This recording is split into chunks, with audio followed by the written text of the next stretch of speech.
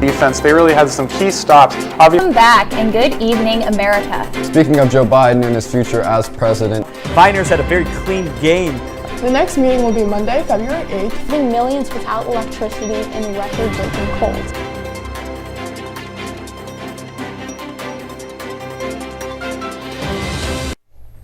Hello Pioneers and welcome back to your national news show. My name is Ryan Hess. And I'm Sawyer Brisson, and thanks for tuning in. To kick things off like we normally do, let's begin with some pop culture news. As I'm sure most of you have heard, devious licks have been sweeping the internet. People have been stealing stuff out of bathrooms such as soap dispensers, toilets, and sinks. But it's not just bathrooms people are stealing from. One kid on TikTok was even caught stealing from a smart board. This trend was happening all over the US and was even happening in the Olentangy School District as well. What's happening now? TikTok has banned the videos as it is a negative look for school districts around the US. The TikTok trend has replaced the devious licks and is called angelic yields. Angelic yields is where someone goes around and adds soap or toilets back into the bathroom as well as money. Sort of a good deed for the bathroom, not causing any harm and negativity like the devious licks trend. This one isn't as popular, but probably should be. This past Friday released the new iPhone 13. The new iPhone is cheaper than most phones. It is starting at $799. The new iPhone 13 features a smaller notch that's 20% smaller than the iPhone 12. The design features a new diagonal camera layout, and the cameras capture 40% more light. The ultra-wide camera lets in more light too. The displays on the iPhone 13 and iPhone 13 Pro are 28% brighter and with 800 nits of brightness.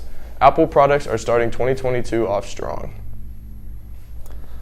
Kylie Jenner is pregnant. She is having baby number 2 with rapper Travis Scott. There is speculation that it is twins, but rumors will be rumors. Following this, she is releasing Kylie Baby, which is a baby skincare brand.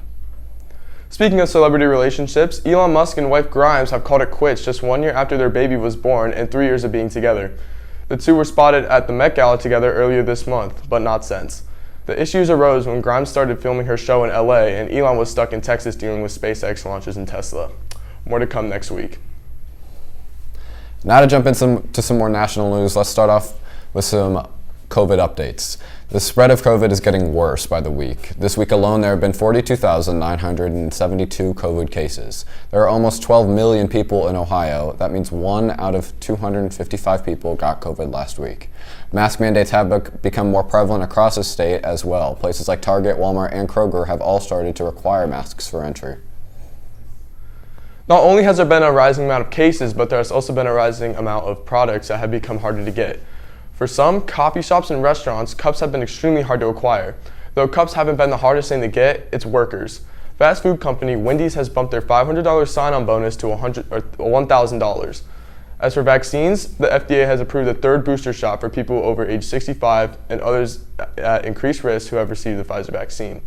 The agency also recommended that people in long-term care facilities receive a booster, as well as other age groups with underlying medical conditions and people whose jobs increase their exposure, like healthcare workers. But, and this is the key, the authorization is only for those who receive the Pfizer vaccine. Recently in the news, 22-year-old Gabby Petito, a woman from Blue Point, New York, has been reported dead. Gabby Petito's body was found in Wyoming on September 21st. She'd been missing for 1 week, after a road trip with her fiancé Brian Laundrie, who returned from the trip without her and soon went missing. Dwayne Chapman, known as Dog the Bounty Hunter, is joining on the search for Brian Laundrie. Before most of you are up on Friday morning, Senate Republicans got a piece of news. Iowa Senator Chuck Grassley announced he was running for an 8th term. At 88 years old, Grassley was regarded by strategists in both parties as a potential retirement in advance of his 2022 re-election. But defying odds is something he does best, so if you're a Republican in Iowa, I'm sure you're happy. Hurricane Sam is moving slowly across the Atlantic on Sunday after developing into a Category 4 storm a day earlier. The National Hurricane Center said in a public advisory, the small but dangerous hurricane is one of the earliest 18th named storms to form, beaten only by last season, which was the most active hurricane season on record.